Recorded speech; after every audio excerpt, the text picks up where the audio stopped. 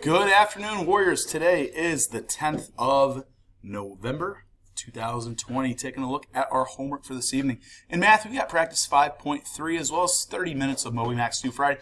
Guys, as a reminder, when you're going through doing your homework tonight, please make sure that you are using your math journal, as we do have a prime factorization question in there. If you go back to the notes, it will help you out greatly.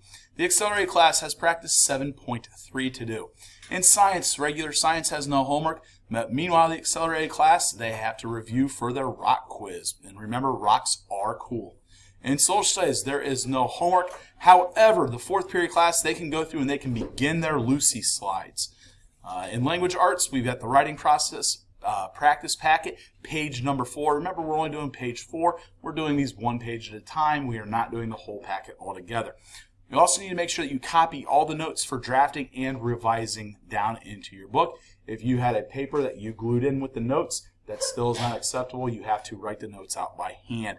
In Language Arts Accelerated, you've got the Mountain Gorillas vocab practice, as well as Active Adjectives 3 as a worksheet that there is a back to this page as well.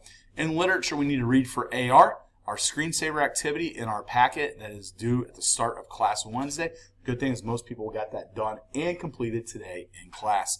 For the accelerated class, all right, you've got to make sure that your memoir unit WebQuest is due by the start of class tomorrow, and you need to be looking at your book choices and which book that you would like to do via Google Class and your book notes. In careers in life, they'll finish up the locker assignment if you didn't get it done in class, and FCS 6 has none. It's going to be it for this Tuesday. One last thing before we go. Tomorrow's our Veterans Day parade during fourth period. We need to make sure that we as a 6th grade are wearing the color white for our big kind of group photo of what's going to end up happening.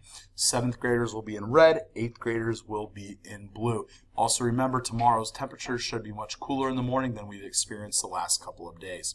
That's it for this Tuesday. We'll see everybody tomorrow.